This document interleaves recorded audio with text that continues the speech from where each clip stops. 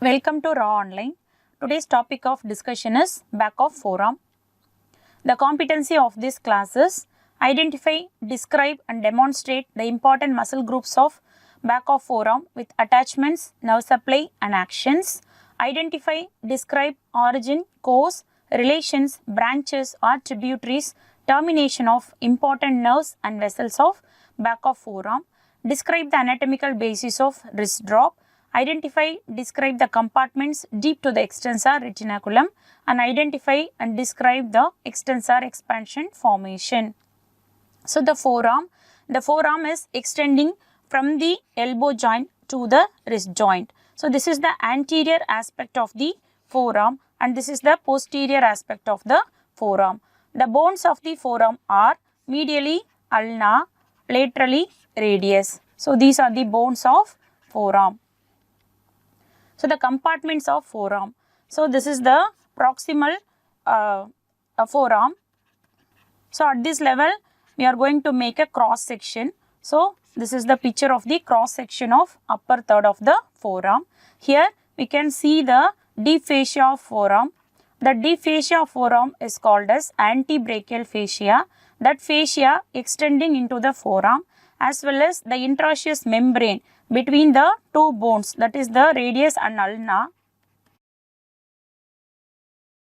So, this is the interosseous membrane as well as the deep fascia, both divides the forearm into compartments. So, the part of the forearm that is located behind the radius and ulna is called as extensor compartment or the posterior compartment. So, this is the extensor compartment and the part of the forearm that is located in front of the interosseous membrane is called as flexor compartment or anterior compartment. So, the extensor compartment located behind the interosseous membrane and the radius and ulna. The contents of this compartment are extensors of wrist and fingers as well as the supinator. These are the muscles and the nerves are radial nerve and its deep branch is called as posterior interosseous nerve and the vessels are posterior and anterior interosseous vessels.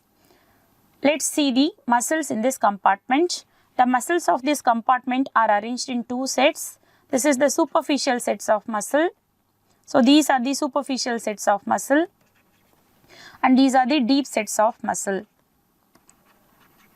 The superficial sets of posterior muscles are again subdivided into the lateral group of muscles and the posterior group of muscles.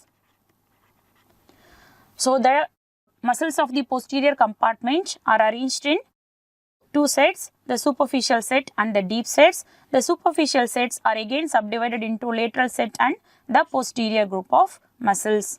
These are the deep muscles that is located deep to the superficial sets of muscles. Let's see what are the muscles present within this compartment.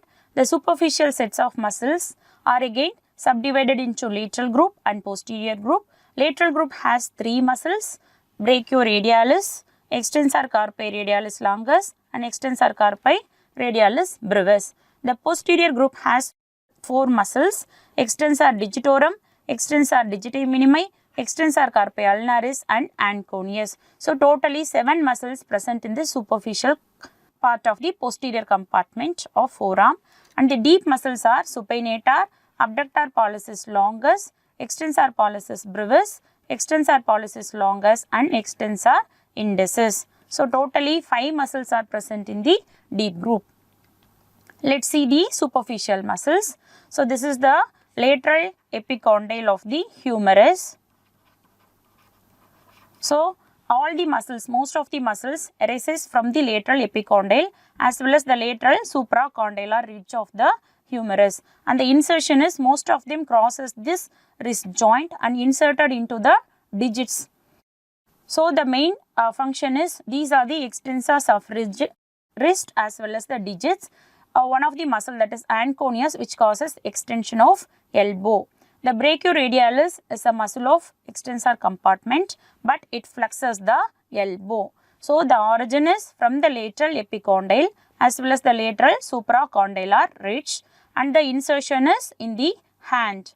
So all the muscles crosses the elbow joint. The superficial sets of muscles crosses the elbow joint. So the nerve of this compartment is radial nerve and its deep branch is called as posterior interosseous nerve, and many of them extending into the dorsum of hand. Let's see the brachioradialis. So these pictures help us to show the origin and insertion of the brachioradialis. Brachioradialis takes its origin from this is the lateral aspect and this is the medial aspect. So the brachioradialis takes its origin from the lateral supracondylar ridge of the humerus as well as adjoining lateral intermuscular septum. Its insertion is the lateral side of the radius and its lower end near the proximal to the styloid process of radius. So origin is from the lateral supracondylar ridge and it is inserted in the styloid process of radius. And the nerve supply is radial nerve. Its root value is C5, C6 and C7. What is the action of this muscle? It is a powerful flexor of the elbow joint, especially in the mid-prone position, as well as it supinates the fully pronated forearm, pronate the fully supinated forearm to the mid-prone position. So we can see the brachioradialis in the lateral group of posterior compartment. So this is the brachioradialis. The additional notes regarding the brachioradialis, the upper fleshy part of this muscle, fleshy part of the brachioradialis forms one of the boundary, that is the lateral boundary of this fossa. This fossa is called as cubital fossa. So the brachioradialis forms the lateral boundary for the cubital fossa. The radial nerve lies deep to this brachioradialis near its insertion. So this is the more or less the insertion is near the styloid process. So it is crossed by two muscles, that is the abductor pollicis longus and the extensor pollicis brevis tendon. Near the wrist, the radial artery pulsation can be seen medial to this brachioradialis. So the pulsation of the brachial artery can be seen between the flexor carpi radialis and the brachioradialis. Actually, it is a developmentally brachioradialis is a extensor, but functionally it is rotated. So its function is a flexor. So its important role at the time of rapid movement as well as it causes the flexion against resistance.